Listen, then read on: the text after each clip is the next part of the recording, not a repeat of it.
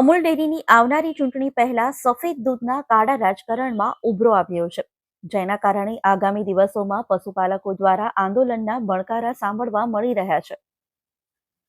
ખેડા જિલ્લા કોંગ્રેસ પ્રમુખના પદગ્રહણ સમારોહમાં નડિયાદ ખાતે ઉપસ્થિત રહેલા અગ્રણી અમિત ચાવડાએ આ બાબતે મીડિયા સાથે વાત કરી હતી, જેમાં તેઓએ જણાવ્યું હતું કે ભાજપના શાસન દરમિયાન અમૂલમાં ખૂબ જ ભ્રષ્ટાચાર થઈ રહ્યો છે, ગેરવહીવટ થઈ રહ્યો છે. આ ભ્રષ્ટાચારને રોકવામાં નહીં આવે તો આગામી સમયમાં અમૂલ ખતમ થઈ જશે, જેથી અમૂલમાં ચાલી રહેલા ભ્રષ્ટાચાર અને ગેરવહીવટને રોકવા માટે હવે રસ્તા પર ઉતરવું જરૂરી બન્યું છે.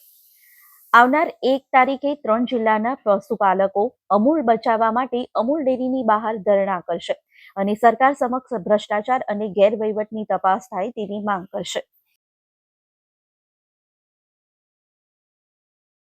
એ રીતે અમૂલ એટલે પશુપાલકોની સંસ્થા છે, ખેડૂતોની સંસ્થા છે. લોકો લોહી પરસેવો પાડીને દૂધ અમૂલમાં ભરે છે.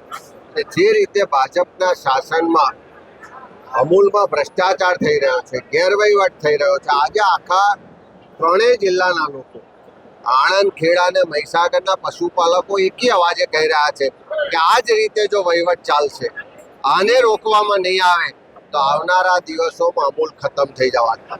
અને 3 જિલ્લાના પશુપાલકો, ડેરીના સભ્યો, એના ચેરમેનો, વ્યવસ્થાપક કમિટીના સભ્યો સૌએ સાથે મળી અને નક્કી કર્યું છે કે અમૂલ બચાવવા માટે, અમૂલના ભ્રષ્ટાચારને ખુલ્લો પાડવા માટે, ગેરવહીવટને ખુલ્લો પાડવા માટે હવે રસ્તા પર ઉતર્યા સિવાય કોઈ વિકલ્પ નથી. આવનારી 1 તારીખે આ 3 જિલ્લાના પશુપાલકો, એના વહીવટકર્તાઓ અમૂલ બચાવવા માટે અમૂલ ડેરી સામે ધરણા કરશે અને સરકાર પાસે માગણી કરશે કે જે પણ વહીવટકર્તાઓ છે એના ભ્રષ્ટાચારની, ગેરવહીવટની તપાસ થાય અને અમૂલને બચાવવામાં આવે.